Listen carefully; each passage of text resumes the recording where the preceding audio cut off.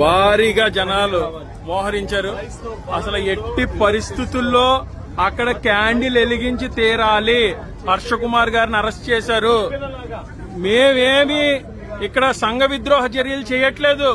కేవలం ఇది క్రిస్టియన్స్ విశ్వాసం, వాళ్ళ తరపున నించుంటున్నాం.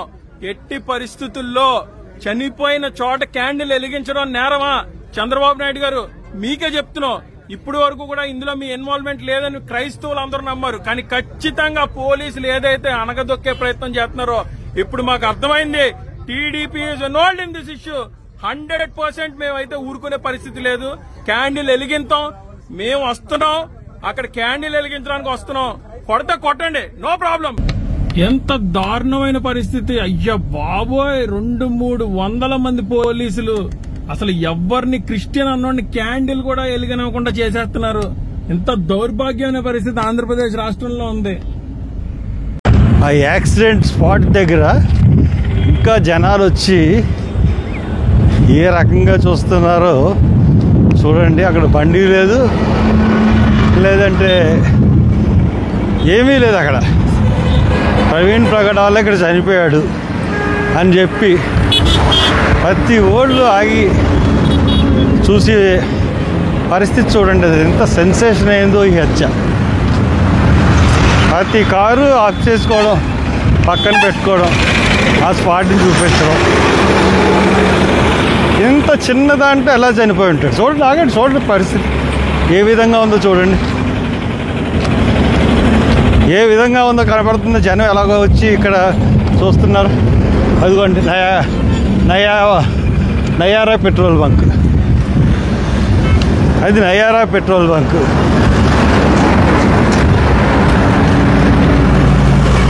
ఇంకా చూడండి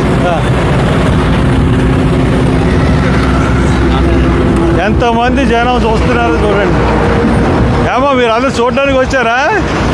ఎందుకని? మీలాంటి వాళ్ళే నిలబడితే మేము నిలబడటం గొప్ప విశేషమే ఉందండి. ఈ బండి ఇక్కడ నుంచి ఇదే బండి ఇలా వచ్చేసింది. ఇలా వచ్చి ఇది చూడండి ఎన్ని అడుగులు ఉంటుంది లోతు. ఎన్ని అడుగులు ఉంటుందంటే లోతు 1 2 3 4 5 6 7 6 అంటే ఆ పై నుంచి అంటే రాళ్ళు ఇక్కడ ఉన్నాయి. బండి ఇక్కడ పడిపోయింది. బండి మీద మనిషి పడిపోయాడు. బండి ఇలా పడిపోయినప్పుడు ఒకవేళ హెల్మెట్ ఉన్నప్పుడు నెత్తి మీద దెబ్బలు తగలవు. అవునా? అవునండి. పక్క తగులుతుంది. చెంప మీద కానీ ఈ చెంప మీద కానీ తగులుతుంది. కుడి చెంప మీద కానీ ఎడం చెంప మీద కానీ తగులుతుంది. కానీ బండి ఇక్కడ పడిపోతే ఈ నడినెత్తి మీద ఈ ముఖం మీద దెబ్బలు ఎలా తగులుతాయి? ఇలా వచ్చాడు, ఇలా వచ్చి పోని బండి ఈయన మీద పడిపోయింది అనుకుందాం. నెత్తి మీద ఎలా దెబ్బలు తగులుతాయి? ఈ భుజం, కాళ్ళు ఇరుగుతాయి. ముఖం మీద అంతే కదండి. అవునా? అందరూ చూపించి ఇక్కడి నుంచి వచ్చి మీరు అందరూ చూడడానికి వచ్చారు. ఆడవాళ్ళు కూడా వచ్చారు, లేడీస్ కూడా వచ్చారు. అందరూ ఇక్కడ పాపోళ్ళు ఉన్నారు. ఇంత స్పాట్లో ఇలా తగ్గిపోతే మనిషి చచ్చిపోతాడండి.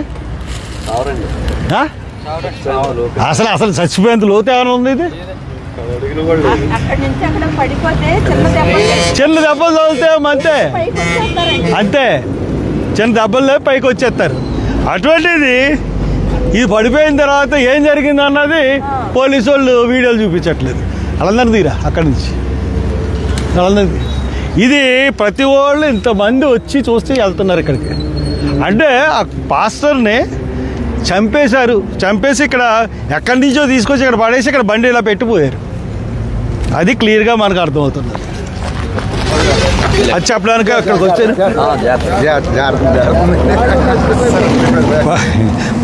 బండే జారిపోయిందిరా.